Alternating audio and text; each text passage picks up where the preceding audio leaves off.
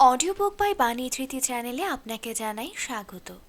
আপনাদের পড়ে শোনাচ্ছিলাম মানিক বন্দ্যোপাধ্যায় লেখা বিখ্যাত উপন্যাস পুতুল নাচের ইতিকথা। আজ পড়ে শোনাব পুতুল নাচের ইতিকথার অষ্টম পর্ব। আমাদের চ্যানেলটিকে যদি এখনও সাবস্ক্রাইব না করে থাকেন, দয়া করে চ্যানেলটিকে সাবস্ক্রাইব করে আমাদের সমৃদ্ধ করবেন। শুরু করছি পুতুল নাচের ইতিকথার অষ্টম পর্ব।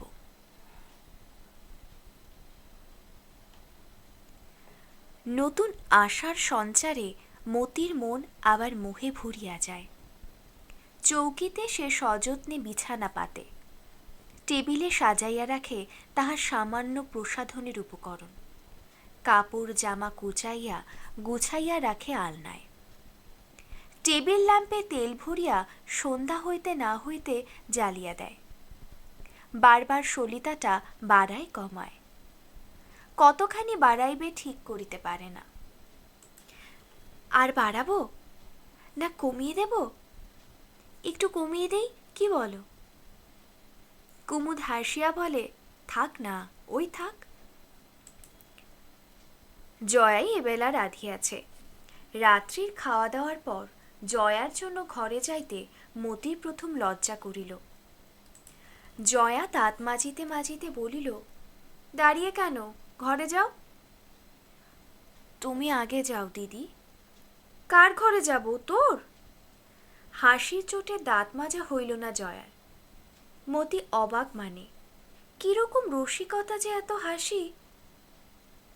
তারপর মুখ ধুইয়া মতির হাত ধরিয়া জয়া তাহাকে ঘরে লইয়া গেল। বলিল, ঘরে আসতে বউ তোমার লজ্জা পাচ্ছে কুমুদ। কুমুদ চিত হইয়া বই পড়িতেছিল। বলিল, তাই নিয়ম যে। বসো। না যাই, ঘুম পেয়েছে বলিয়া জয়া সেই যে চেয়ারে বসিল, আর ওঠে না। বসিয়া বসিয়া গল্প করে কুমুদের সঙ্গে। কি যে সে গল্প আগা মাথা কিছুতেই মতি বুঝিতে পারে না।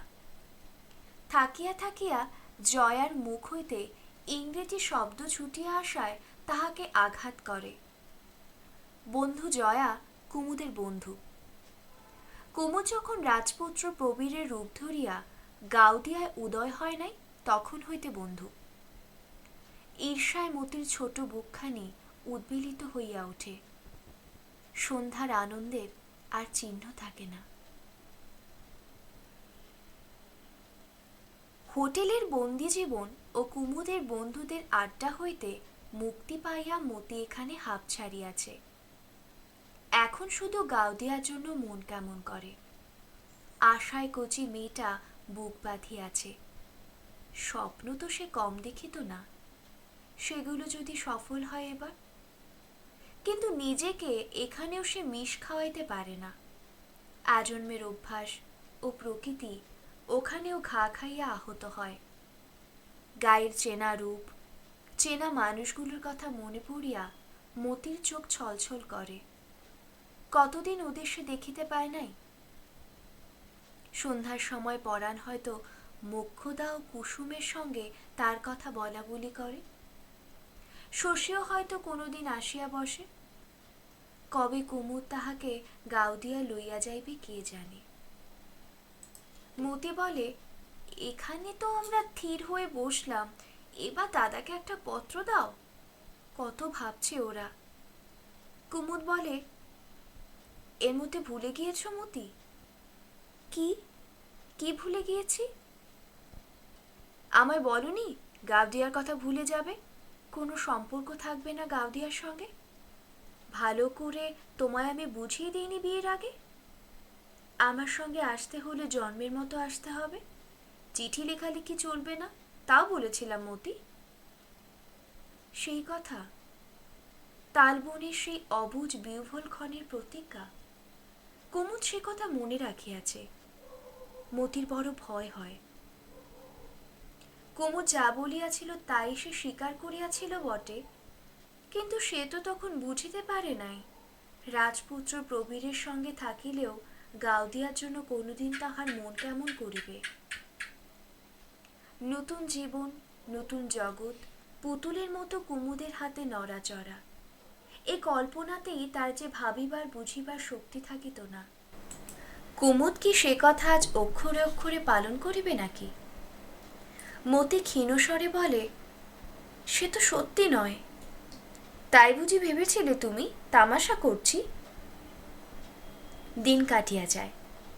জীবনে আর কোনো দিন গাওদিয়া যাইতে পাইবে না ভাবিয়া মতির মনে যখন কষ্ট হয়, কাঁচা মনে তখন কম বেশি আশা আনন্দের সঞ্চার হয়। শৃঙ্খলার যথেষ্ট অভাব থাকিলেও জীবন এখানে মোটামুটি নিয়মানুবর্তী। আর মাঝে মাঝে কুমুদকে যতই ভয়ানক, নির্মম ও পর মনে হোক, কি একটা আশ্চর্য মন্ত্রে কুমুদ তাহাকে মুগ্ধ করিয়া রাখে। একটু নির্ভর করিতে শিখিয়াছে মতি। সে জানে আবল তাবল খরচ করিয়া যত নিশ্চয় কুমুদ হোক, টাকার জন্য কখনো তার আটকায় না। তাছাড়া চারিদিকে ধার করিয়া রাখিয়া কর্পদক শূন্য অবস্থাতেই কুমুদ যেন সুস্থ থাকে। টাকা দিতে কামড়ায়, ঘরে টাকা থাকিলে রাত্রি যেন তার ঘুম আসে না। তাছাড়া আরেকটা ব্যাপার মতি ক্রমে ক্রমে টের পাইয়াছে। তাহাকে ভাঙিয়া গড়িবার কল্পনাটা কুমুদ শুধু মুখেই বলিতে ভালোবাসে, কাজে কিছু করিবার তার উৎসাহ নাই। জীবনে আর কিছুই কুমুদ চায় না। যখন যা খেয়াল জাগে সেটা পরিতৃপ্ত করিতে পারিলেই সে খুশি। নিয়ম, দায়িত্ব, ভালো মন্দ, উচিত অনুচিত, এগুলো তার কাছে বিষের মতো। কথা সর্বস্ব বটে কুমুদ। সে যখন বড় বড় কথা বলে, সায় দিয়া যাওয়াই যে যথেষ্ট, এটুকু জানিয়াও একদিকে মতি খুব নিশ্চিন্ত হইয়াছে। তবে কুমুদের সেবা করিয়া মতি বড় শ্রান্তি বোধ করে, জ্বালাতনও হয়। এক এক সময় তাহার মনে হয় কুমুদের বুঝি সে বউ নয়, দাসী। সিগারেট ধরানো, পা টিপিয়া দেওয়া পর্যন্ত অসংখ্য সেবা করিবে বলিয়া এত ভালোবাসিয়া কুমুদ তাহাকে বিবাহ করিয়াছে। একটু খেলা চায় মতি, নিজের একটু আরাম বিলাস, কুমুদের জ্বালায় যা জুটিবার নয়। আগ্রহের সঙ্গে মতি, জয়া ও বনবিহারী জীবনযাত্রা লক্ষ্য করে। জীবনকে ওরা এই ক্ষুদ্র গৃহাংশে আবদ্ধ করিয়াছে। বাহির হইতে কোনো রকম বৈচিত্র্য আরোহণের চেষ্টা নাই। সারাদিন ছবি আঁকে বনবিহারী, শুধু ছবি বেচিবার জন্য বাহিরে যায়, বাকি সময় ঘরে বন্দি করিয়া রাখে নিজেকে। কখনো সচ্ছলতা আসে, কখনো অভাব দেখা দেয়। টাকা পয়সা সম্বন্ধে বনবিহারী কুমুদের ঠিক বিপরীত। একটি পয়সা সে কখনো ধার করে না। এ বিষয়ে জয়া আরও কঠোর। দুটি পরিবার এক বাড়িতে বাস করিতেছে, কিন্তু তাদের মধ্যে আলু পটলের বিনিময়েও জয়া বরদাস্ত করিতে পারে না। একদিন জয়াকে বাড়তি তরকারি দিতে গিয়া মতি যা ঘা খাইয়াছিল, কোনোদিন সে ভুলিবে না। নষ্ট হবে, ফেলে দেব, তবু নেবে না দিদি? না রে না, দেওয়া নেওয়া আমি ভালোবাসি না। আচ্ছা আচ্ছা বেশ, আমি যদি কোনোদিন তোমার কাছে এক টুকরো নেবু পর্যন্ত নেই, কে দিচ্ছে তোকে? রাগ হইলে মতির গ্রাম্যতা প্রকাশ পায়। সে বলিয়াছিল, তোমার বড় ছোট মন দিদি, অহংকারে ফেটে পড়ছ। জয়া কিছু বলে নাই, একটু হাসিয়াছিল। মতির রাগকে শুধু নয়, তাহার গ্রাম্যতা ও সংকীর্ণতাকেও জয়া হাসিয়া উপেক্ষা করে। সংকীর্ণতা মতির এক বিষয় নয়। তারা আসিয়া পৌঁছিবার আগেই জয়া যে সুযোগ পাইয়া ভালো ঘরখানা বেদখল করিয়াছিল, মতির মনে সে কথা গাঁথা হইয়া আছে। সোজাসুজি কিছু না বলিলেও নিজের অজ্ঞাতে কতবার সে মনের ভাব প্রকাশ করিয়া ফেলিয়াছে। একই রান্নাঘর তাদের, পাশাপাশি উনান। মতি যেদিন ভালো মাছ তরকারি রাঁধে, সেদিন রান্নাঘরের আবহাওয়া হইয়া থাকে সহজ। কিন্তু জয়া যেদিন রান্নার ঘটায় তাহাকে ছাড়াইয়া যায়, সেদিন মতির অস্বস্তির সীমা থাকে না। সে যেন ছোট হইয়া যায়। আর চোখে সে জয়ার রান্না তরকারির দিকে তাকায়। মুখখানা কালো হইয়া আসে মতির। বনবিহারী জয়াকে বড় ভালোবাসে। যত নির্বাক ও নেপথ্য হোক সে ভালোবাসা, মতিরও বুঝিতে বাকি থাকে না। জয়ার কাছে তাই সে আকারে ইঙ্গিতে কুমুদের অসীম ভালোবাসা প্রমাণ করিতে চাহিয়া হাস্যকর অবস্থা সৃষ্টি করিয়া বসে। জয়া নীরবে হাসে। হাসছ কেন দিদি? হাসব না? তুই যে হাসাস। মতি গম্ভীর হইয়া বলে, এত হাসি ভালো নয়। জয়ার সঙ্গে খাপ খায় না মতির। মেলামেশা আছে, গল্পগুজব আছে, প্রীতি যেন তবু জমে না। আত্মীয়র মতো ব্যবহার করিয়াও জয়া যেন অনাত্মীয় হইয়া থাকে। ছোট বোনটির মতো তাহার প্রতি নির্ভর রাখিয়া মতি সুখ পায় না। মিলিয়া মিশিয়া যে দিনটা ভালোই কাটে, সেদিন সন্ধ্যায় মৃদু ক্ষোভের সঙ্গে মনে হয় সবই তো আছে, ভালোবাসা কই। আসিবার সময় পথে ট্রেনে একটি বউয়ের সঙ্গে মতির গলায় গলায় ভাব হইয়াছিল। এও যেন তেমনি পথের পীড়িতি। এত ঘনিষ্ঠতার সমবেদনার আনন্দ কই। টাকা পয়সার এবং আরো কয়েকটি সুবিধার জন্য কি তারা একত্র বাসা বাঁধিয়াছে? আর কোনো সম্বন্ধ গড়িয়া উঠিবে না তাদের মধ্যে? জয়ের দোষ নাই। কাঁচা মনের উচ্ছ্বসিত আবেগে সে যা চায়, খানিক উচ্ছ্বাস ভরা আদর মমতা, জয়া কেন তা দিতে পারিবে? তার শিক্ষা দীক্ষা অন্যরকম। গেও বলিয়া অবহেলা সে মতিকে করে না। রাঁধিতে শেখায়, চুল বাঁধিয়া দেয়, সদুপদেশ শোনায়, সান্ত্বনা দেয়। ভাবপ্রবণতা জয়ার নাই। মতি তাকে নিষ্ঠুর মনে করে। তাছাড়া জয়ার মনে একটা দুঃখ আছে। স্বামীর প্রতিভা তাহার অর্থাভাবে ব্যর্থ হইতে বসিয়াছে। বিবাহ সে করিয়াছিল আর্টিস্টকে, যার ভবিষ্যৎ ছিল ভাস্কর। ঘর সে করিতেছে পটুয়ার। সমবেদনার প্রয়োজন জয়া নিজেরও কম নয়। অথচ মতি তার এই দুঃখের স্বরূপ বুঝে না। একদিন মতিকে বলিতে গিয়া তাহার বুঝিবার শক্তির অভাবে জয়া আহত হইয়াছে। বিপুল সম্ভাবনাপূর্ণ কত বড় একটা জীবন যে ঘরের পাশে পঙ্গু হইয়া আছে, মতির তাহা ধারণা করিবার ক্ষমতা পর্যন্ত নাই জানিয়া মেয়েটার প্রতি একটু বিরূপ হইয়াছে বইকি জয়ার মন। হাসিয়া উড়াইয়া দিলেও কুমুদ ও তার সম্বন্ধে মতির ঈর্ষা ও সন্দেহটা কিছু কিছু জয়া যে টের পায় নাই এমন নয়। বেপরোয়া কুমুদ যে জয়াকে কিছু কিছু ভয় করে, মতি আজকাল তাহা বুঝিতে পারিয়াছে। এখানে সে যে অনেকটা সংযত হইয়া আছে, তাও জয়ার কারণে। এমন বাঁকাভাবে মতি জয়াকে এই কথাটা শোনায় যে জয়া মনে মনে রাগ করে। কি যে তুই বলিস, কেন আমাকে কেন ভয় করে চলবে? তোমাকে যেন সমূহ করে চলে দিদি। কি করে তুই জানলি? মতি সগর্বে বলে, আমি ওসব জানতে পারি দিদি। যত বোকা ভাবো অত বোকা আমি নই। জয়া বিরক্তিভাবে বলে, তাই দেখছি। হোটেলে বনবিহারী অল্প সময়ের জন্য যাইত। তখন তাকে মতির যেরকম মনে হইয়াছিল, এখানে দেখিল সে একেবারেই অন্যরকম। ভয়ানক ব্যস্ত মানুষ। সময়ের সব সময়ই অভাব। ছবি আঁকিতে আঁকিতে শ্রান্তিও কি আসে না লোকটার? তুলিটি হাতে ধরাই আছে। প্রথমে মতির মনে হইয়াছিল সে বুঝি হাসি তামাশা খুব ভালোবাসে। হোটেলের ঘরে কিভাবে সে হাসাইত মতিকে। এখানে বনবিহারীকে তার মনে হয় একটু ভোঁতা, একটু নিস্তেজ। তার কাছে স্বামীকে জয়া একদিন যেরকম প্রতিভাবান তেজস্বী মানুষ বলিয়া প্রতিপন্ন করিতে চাহিয়াছিল, বনবিহারী সেরকম একেবারেই নয়। বরং তাকে ভীরু বলা যায়।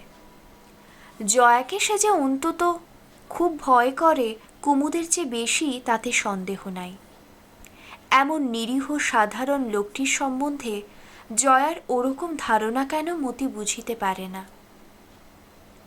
খুব বড় কিছু করিতে পারিত বনবিহারী, দেশ বিদেশে নাম ছড়াইত, কেবল দারিদ্র্যের জন্য পারিয়া উঠিল না। মতির মনে হয় এই আফসোস জয়া তৈরি করিয়াছে নিজে। ছবি আঁকিয়া মানুষ নাকি আবার বড় হয়। প্রতিভা, আর্ট, শিল্পের প্রতিষ্ঠা লাভ, এসব যে কী পদার্থ মতির তা জানা নেই। তবু জয়া ও বনবিহারীর সম্পর্কে খাপছাড়া দিকটা সে বেশ উপলব্ধি করিতে পারে। তেজ যা আছে জয়ারই আছে। স্বামীকে সে মনে করে হইতে পারিত লাট সাহেব। নিজের ক্ষমতার পরিচয় রাখিয়াও জয়ার ভয়ে বনবিহারী এতে সায় দিয়া চলে। নিপীড়িত বঞ্চিত সাজিয়া থাকে জয়ার কাছে। গরিব গৃহস্থকে স্ত্রীর কাছে রাজ্যচ্যুত রাজার অভিনয় করিতে হইলে যেমন হয়, বনবিহারীও তেমনি বিপদ হইয়াছে। জয়া বলিয়াছিল, আমার যদি টাকা থাকিত মতি, টাকার জন্যে ওকে যদি ছবি আঁকতে না হতো। টাকার জন্যই তো সবাই কাজ করে দিদি, করে না? বাজে লোকে করে, যারা কবি আর্টিস্ট তাদের কেউ তুচ্ছ দিকে নজর দিলে চলে? মতি একটু ভাবিয়া বলিয়াছিল, টাকা জমাও না কেন? হাতে টাকা এলে যা করে সব খরচ করো, তোমার স্বভাবও ওর মতো দিদি। জয়া বলিয়াছিল, তুই ওসব বুঝবি না মতি। শিল্পীর মন কত কি চায়, কিছুই জোগাতে পারি না। টাকা থাকলে তবু দুদিন সচ্ছলভাবে চালাই, কোনো খোরাক তো পায় না প্রতিভার। মতি গিয়া কখনো পিছনে দাঁড়াইয়া বিস্মিত দৃষ্টিতে বনবিহারীর ছবি আঁকা দেখে। বনবিহারীর ছবিতে গাছপালা, বাড়ি ঘর, মানুষের পোশাক পরিচ্ছদ সবই তার কেমন অদ্ভুত মনে হয়। টের পাইয়া বনবিহারী ফিরিয়া তাকায়, তাকায় স্নেহপূর্ণ চোখে, বলে, সময় পেলেই তোমায় একখানা ছবি এঁকে দেব খুকি। ছবি চায় না, মতি বলে। কেন, রাগ হলো কেন? খুকে বলতে বারণ করিনি। বনবিহারী হাসে, বলে, যতদিন তোমার খুকি না হয় খুকি ছাড়া তোমাকে কিছুই বলবো না বোন, কিচ্ছুটি নয়। এদিকে মতির চোখ পড়ে যায় জয়া ইশারায় ডাকিতেছে। কাছে গেলে জয়া গম্ভীর মুখে বলে, ছবি আঁকবার সময় ওকে বিরক্ত করিস কেন মতি? মতি রাগিয়া ভাবে, ও একবার হুকুম শোনো মুটকির। একদিন মতি তাহার হারটি খুঁজিয়া পায় না। শশীর উপহার দেওয়া হার, কি হইল সেটা? আগের দিন কুমুদ দোকানে কিছু টাকা দিয়াছে, বাড়ি ভাড়ার টাকা দিয়াছে জয়ার হাতে। মতির তা মনে পড়ে, তবু বাক্স প্যাটরা আনাজ কানাজ সে পাতি পাতি করিয়া খোঁজে। তালপুকুরের ধারে একদিন তার কানের মাকড়ি হারাইয়া গিয়েছিল, না বলিতে কুমুদ তাহাকে কিনিয়া দিয়াছিল নতুন মাকড়ি। আজকে সে শশীর উপহার, তার বিবাহের অলঙ্কার তাকে না বলিয়া আত্মসাৎ করিবে? হার হারাইয়াছে শুনিয়া জয়া অস্বস্তি বোধ করিতে লাগিল। দুটি গরিব পরিবার একসঙ্গে বাস করার এই একটা শ্রীহীন দিক আছে।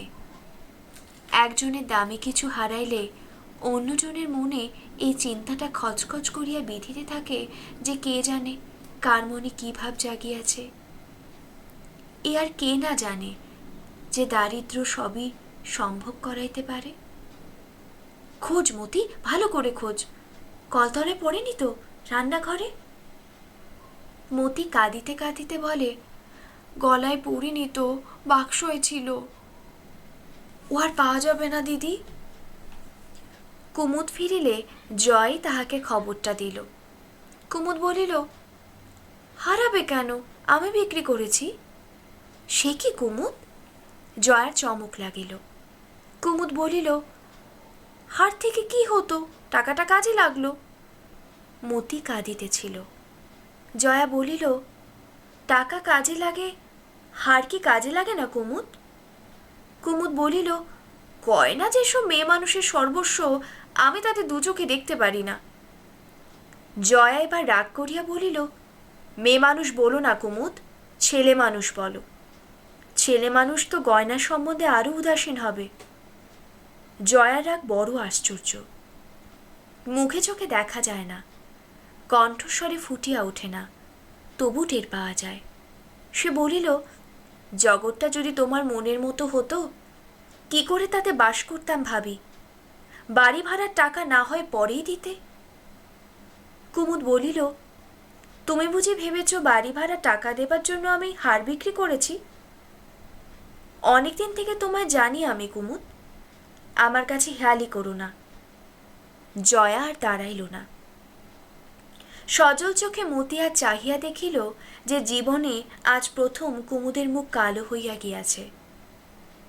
তখন সকাল। সারাদিন মতি মুখ ভার করিয়া রহিল। কুমুদ তাহাকে একবারও ডাকিল না। বেলা পড়িয়া আসিতে মতির বুক ফুলিয়া ফাঁপিয়া উঠিতে লাগল। এ কি অবহেলা!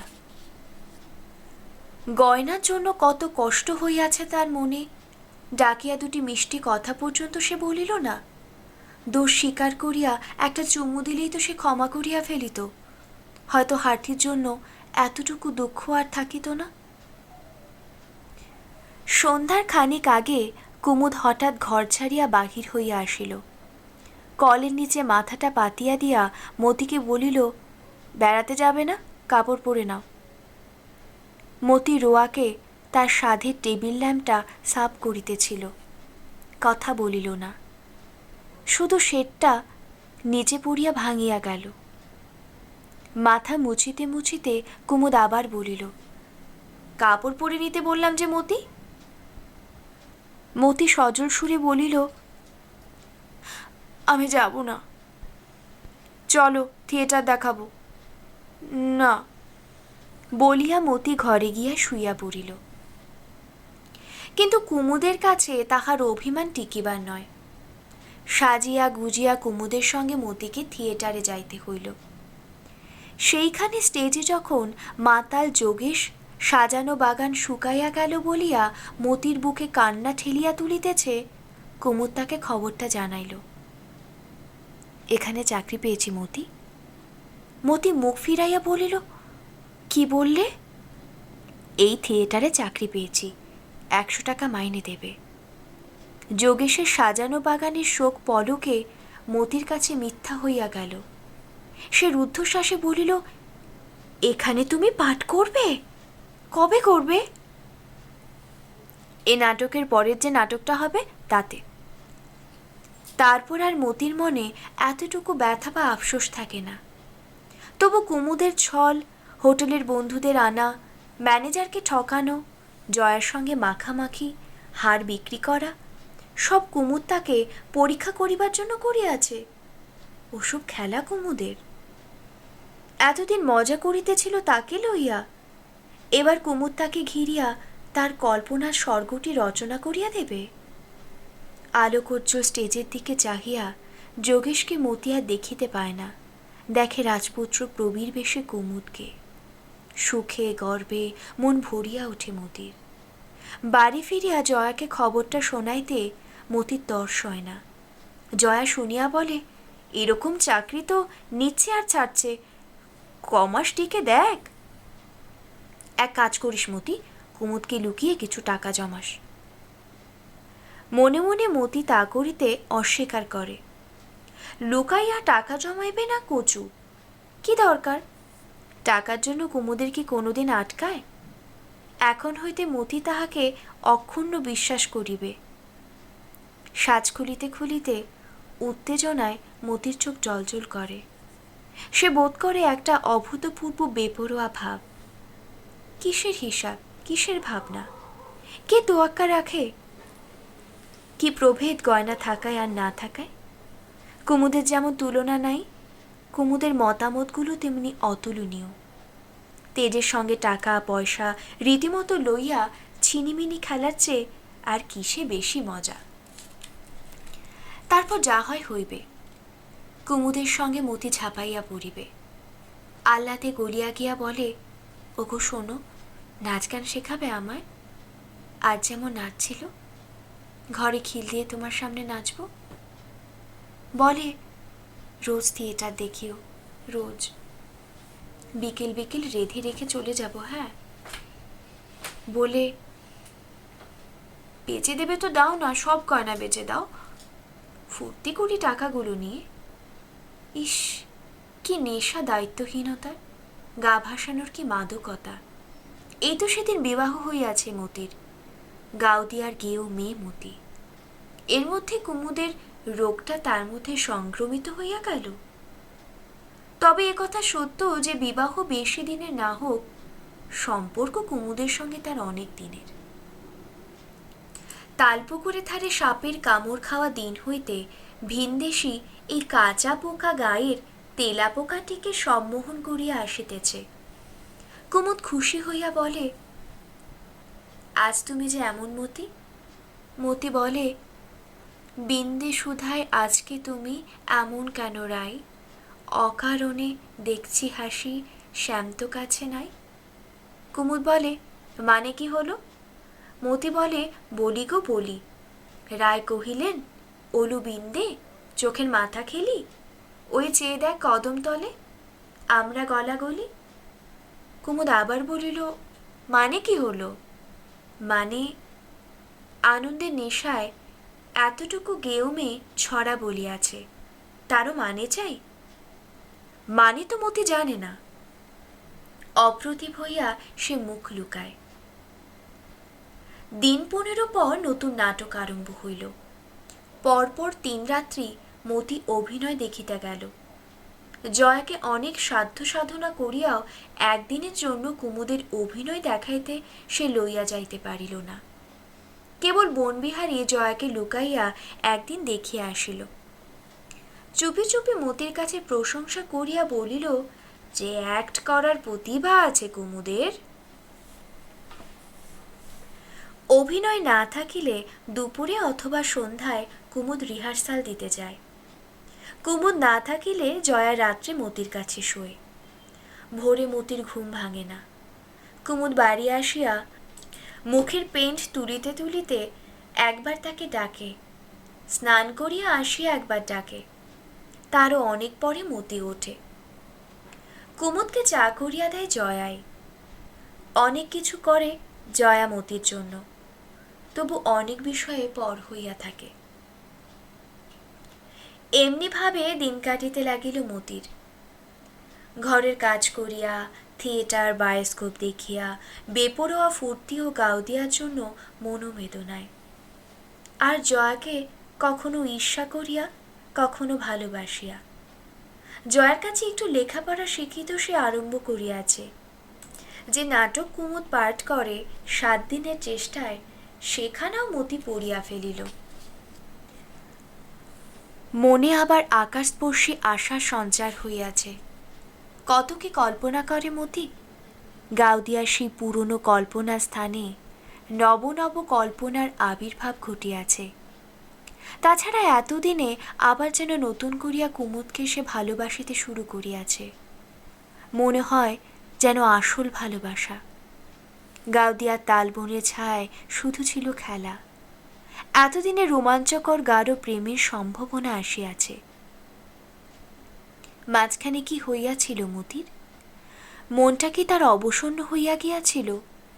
কই, কুমুদের চুম্বনে এমন অনির্বচনীয় অসহ্য পুলক তো জাগিত না, যেন কষ্ট হইত, ভালো লাগিত না। বসন্তকালে এবার কি জীবনে প্রথম বসন্ত আসিল মতির? কুমুদ যখন বই পড়ে, কাজের ফাঁকে বারবার তাহার মুখের দিকে চাহিয়া থাকিতে পারিয়াই কত সুখ হয় মতির। কুমুদ যখন বাহিরে থাকে, তখন দেহে মনে অকারণে কি এক অভিনব পুলক প্রবাহ অবিরাম বহিয়া যায়। শিথিল অবসন্ন ভঙ্গিতে বসিয়া থাকিতে যেমন ভালো লাগে, তেমনি ভালো লাগে চলফেরা হাত পা নাড়ার কাজ। বাসন মাজার মধ্যেও যেন রসের সন্ধান মেলে। এই ক্ষুদ্র পৃথিবীর সমস্ত দৃশ্যে যেন সুধা ছড়ানো আছে। জয়া বলে, কিরে, কি হয়েছে তোর? চাউনি যেন কেমন কেমন থেকে থেকে এলিয়ে পড়িস, গদগদ কথা বলিস, ব্যাপারখানা কি? কি হইয়াছে মতি নিজেই কি তা জানে? মৃুরের মতো একটু মাথা নাড়ে। জয়া হাসিয়া বলে, তোকে চইতে পেয়েছে, কাব্য লেগেছে তোর মতি। তখন গেও মেয়ে মতি জয়াকে কি একটা বুঝাইতে চাহিয়া বলে, মনটা উড়ু উড়ু করছে দিদি, তাকেই চইতে পাওয়া বলে। জয়া একটু গম্ভীর হইয়া যায়। এক প্রকার নতুন দৃষ্টিতে সে যেন বিশেষ মনোযোগ সহকারে তাহার দিকে তাকায়। মতি একটু অস্বস্তি বোধ করিয়া বলে, তোমার ক বছর বিয়ে হয়েছে দিদি? 2 বছর। মোটে? অনেক বয়সে বিয়ে হয়েছে বলো। তোর তুলনায় অনেক বই কি। চল তো মতি, তোর ঘরে যাই, কটা কথা জিজ্ঞেস করব। কুমুদ কোথায় কিভাবে মতিকে আবিষ্কার করিয়াছিল সে কথা জানিতে জয়া কখনো কৌতূহল দেখায় নাই। আজ মতিকে খুঁটিয়া খুঁটিয়া অনেক কথা জিজ্ঞাসা করে, প্রায় সব কথাই। গভীর ও গোপন যেসব কথা কারো কাছে কোনোদিন প্রকাশ করা চলিতে পারে বলিয়া মতি ভাবিতেও পারে নাই। এতকাল পরে হঠাৎ জয়ার সমস্ত জানিবার আগ্রহ দেখিয়া মতি আশ্চর্য হইয়া গেল। সংক্ষেপে রাখিয়া ঢাকিয়া যে বলিবে জয়া তাও করিতে দিল না। সত্যের উপর আরও কিছু বাড়াইয়া বলিলেই সে যেন খুশি হয়। তারপর জয়া বলিল, তবে তো কুমুদ তোকে সত্যি ভালোবাসে মতি। এমন করিয়া একথা বলিবার মানে? কুমুদ তাকে ভালোবাসে না তাই ভাবিয়াছিল নাকি জয়া? মতি সগর্বে জয়ার দিকে তাকায়। ভুল তো ভাঙিল তোমার। কুমুদের অনেক দিনের বন্ধু, আর মতির সঙ্গে চালাকি করিতে আসিও না। কুমুদ শেষে তোকে ভালোবাসিল মতি? জয়া বলে। মতি আহত হইয়া জবাব দেয়, বাসবে না তো কি? আমি ওর কত জন্মের বউ তা জানো? তাও জানিস মতি? জন্মে জন্মে তুই ওর বউ ছিলি? তুই অবাক করছিস মতি। রূপ, গুণ, বিদ্যা, বুদ্ধি, নাচ গান দিয়ে কেউ যাকে বাঁধতে পারেনি তাকে তুই কাবু করলি, এক ফোঁটা মেয়ে। কম তো নোস তুই। কে ওকে বাঁধতে পারেনি দিদি? সে কে? চিনি, তোকে বলবো না। বলো না দিদি, বলো, পায়ে পড়ি, বলো। জয়া মৃদু বিপন্ন সুরে বলিল, বলে তোকে একটু কষ্ট দিতে সত্যি ইচ্ছে হচ্ছে মতি, তবু বলবো না। কি করবি শুনে? তারা সে কে কোথায় ছিটিয়ে পড়েছে, কে কি অবস্থায় আছে, কিছুই ঠিক নেই। তাছাড়া তোর ভয় কি মতি? কেউ আর পারবে না ছিনিয়ে নিতে। ফিরে গিয়েছিল, একবার চলে এসে তোর জন্য আবার ফিরে গিয়েছিল গাউদিয়ায়। জয়ার ভাব দেখিয়া মনে মনে বড় ভয় পায় মতি। হঠাৎ কি হইল জয়ার? কুমুদকে যারা বাঁধিতে পারি নাই, জয়াও কি তাদের মধ্যে একজন? তা যদি হয় তবে তো বড় কষ্ট জয়ার মনে। তাকে লইয়া কোন বুদ্ধিতে কুমুদ এখানে জয়ার সঙ্গে একত্রে বাস করিতে আসিয়াছিল। জয়ার জন্য ক্রমে ক্রমে মতির মনে মমতা ভরিয়া যায়। হিংসার চেয়ে সমবেদনাই বোধ হয় বেশি। কদিনের মধ্যে মতি বুঝিতে পারে জয়ার যা হইয়াছে তা সাময়িক নয়। সে যেন স্থায়ীভাবে মুষড়াইয়া গিয়াছে, কাজে যেন উৎসাহ পায় না। প্রতিভাবান স্বামীর সুখ সুবিধা ও আরামের ব্যবস্থা করিতে সব সময় ব্যাকুল হইয়া থাকে না। ভ্রুকুঞ্চিত করিয়া কি যেন একটা দুর্বোধ্য ব্যাপার বুঝিবার চেষ্টায় ব্যাকুল হয়। মাঝে মাঝে মতি টের পায় কুমুদ ও তার মধ্যে প্রকাশ্য কথা ও ভাবের আদান প্রদানগুলি জয়ার নিবিড় মনোযোগের সঙ্গে লক্ষ্য করিতেছে। কি আছে জয়ার মনে? এমন তার নজর দেওয়া কেন? ভয়ে মতির বুক ঢিপ ঢিপ করে। অবসর সময়ে একখানা কাজ ফেলিয়াও একটা বড় ক্যানভাস বনবিহারী তুলি বুলায়। এই ক্যানভাসটিকে জয়া এতদিন গৃহদেবতার মতো যত্ন করিত।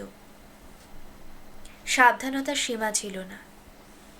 এটা নাকি বিক্রির জন্য নয়, লোকের ফরমাশে নয়, প্রতিভার ফরমাশে প্রেরণার মুহূর্তগুলি বনবিহারী এতে রং দেয়। একদিন দেশ বিদেশের এক্সিবিশনে ঘুরিয়া ঘুরিয়া এই ছবিটি চিত্রকরকে যশস্বী করিবে। এত সব মতি বোঝে না। সে শুধু জানে সমস্ত ছবির মধ্যে এই ছবিখানা বিশেষ একটা কিছু। সে সইয়া গেলেই ছবিখানাকে উপলক্ষ করিয়া বড় বড় ব্যাপার ঘটিতে থাকিবে। দিনের পর দিন জয়া ও বনবিহারীকে ছবিখানার বিষয়ে সে আলোচনা করিতে শুনিয়াছে। কদিন এই আলোচনাতেও জয়ার জন্য প্রবৃত্ত ছিল না, অথচ মাঝে মাঝে ঢাকা তুলিয়া তীব্র তীক্ষ্ণ দৃষ্টিতে সমাপ্ত প্রায় ছবিখানার দিকে মতি তাহাকে চাহিয়া থাকিতে দেখিয়াছে। জয়ের মতো ঈর্ষৎ স্থূলকায় এই রমণী কঙ্কালসার এক শিশুকে মাটিতে ফেলিয়া ব্যাকুল আগ্রহ এক পলাতক সুন্দর দেবশিশুর দিকে হাত বাড়াইয়া আছে ছবিখানায়। কোথায় কি অদ্ভুত আছে ছবিটাতে, মতির চোখে তা কখনো পড়ে নাই। তবে যেটা নিজের চোখের অপরাধ বলিয়া জানিয়া লইয়াছে। জয়ার কথাকে অবিশ্বাস করিবে যে এরকম ছবি পৃথিবীতে 2-4খানার বেশি নাই। কয়েকদিন পরে সকালবেলা এই ছবিখানায় জয়া ফ্যাস ফ্যাস করিয়া ছিঁড়িয়া ফেলিল। কেমন কাণ্ড! জয়ার তেমন মূর্তি মতি কখনো দেখে নাই। কুমুদ বাড়ি ছিল না, বেলা তখন প্রায় 10টা। মতি রান্না প্রায় শেষ করিয়া আনিয়াছিল। জয়া সকাল হইতে ভয়ানক গম্ভীর হইয়াছিল। রাত্রে বোধহয় স্বামীর সঙ্গে তার কলহ হইয়াছে। 2-একটা কথা বলিয়া জবাব না পাওয়ায় কথা বলিতে মতির আর সাহস হয় নাই। কিছুক্ষণ আগে ভাত চাপাইয়া জয়া রান্নাঘরের বাহিরে গিয়াছিল। হঠাৎ জয়া ও বনবিহারীর মধ্যে তীক্ষ্ণ কথার আদান প্রদান মতির কানে আসিল। তাড়াতাড়ি বাহির হইয়া মতি দেখিল বিশিষ্ট ছবিখানার সামনে তুলি হাতে আরক্ত মুখে বনবিহারী দাঁড়াইয়া আছে। অদূরে জয়া, তার মুখেও লাল, সে থরথর করিয়া কাঁপিতেছে। ফেলে দাও, ফেলে দাও ছবি ছুঁড়ে। প্রেরণা, ছবি আঁকতে জানো না, তোমার আবার প্রেরণা! লজ্জা করে না প্রেরণার কথা বলতে? জয়ার গলা রুদ্ধ হইয়া আসিল। বনবিহারী রাগ চাপিতে চাপিতে বলিল, এতকাল পরে এসব বলছো জয়া? এতদিন অন্ধ হয়েছিলাম যে, মুখেই যে তুমি বিশ্ব জয় করতে পারো, বড় বড় কথা বলে ভুলিয়েছ মায়। তুমি ঠক, জোচ্চোর। বনবিহারী ভীরু, একথা সহ্য করিবার মতো ভীরু নয়। সে বলিল, তা হতে পারি। এতদিন যদি অন্ধ হয়েছিলে, আজ দিব্যদৃষ্টি পেলে কোথায়? কে চোখ খুলে দিল শুনি, কুমুদ নাকি? তারপরেই জয়ার বটিতে ক্যানভাসখানা ফালা হইয়া গেল। কিছুক্ষণ স্তব্ধ হইয়া দাঁড়াইয়া থাকিয়া বনবিহারী ঘরে ঢুকিয়া জামাটি হাতে করিয়া বাড়ি হইতে বাহির হইয়া গেল। জয়া ঘরে ঢুকিয়া বন্ধা করিল দরজা। বটিখানা তুলিবার সময় জয়ার বোধ হয় হাত কাটিয়াছিল। জয়ার কয়েক ফোঁটা তাজা রক্ত রোয়াকে পড়িয়া রহিল। এসব কি ভীষণ দুর্বোধ্য ব্যাপার! মাথা খারাপ হইয়া গেল নাকি জয়ার? বাকি রান্না মতি সেদিন রাঁধিতে পারিল না। অনেকক্ষণ পরে জয়ার ঘরের দরজায় আস্তে আস্তে ধাক্কা দিয়া সে মৃদু স্বরে জয়াকে ডাকিল।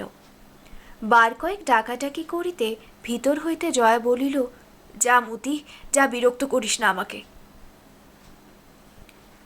কুমুদ ফেরা পর্যন্ত মতি চুপ করিয়া ঘরে বসিয়া রহিল। সে বড় বিপন্ন বোধ করিতেছিল। এসব জটিল খাপছাড়া ব্যাপার সে বুঝিতে পারে না। স্বামী স্ত্রীর কলহ খুবই স্বাভাবিক, কিন্তু এ কোন দেশে কলহ? জয়া যা বলিল, বনবিহারী যা বলিল, কি তার মানে? মতির মনে হইতেছিল এর মধ্যে কোথায় যেন তারও স্থান আছে। একেবারে জয়া ও বনবিহারীর মধ্যেই কলহটা সীমাবদ্ধ নয়। কি করিয়াছে সে?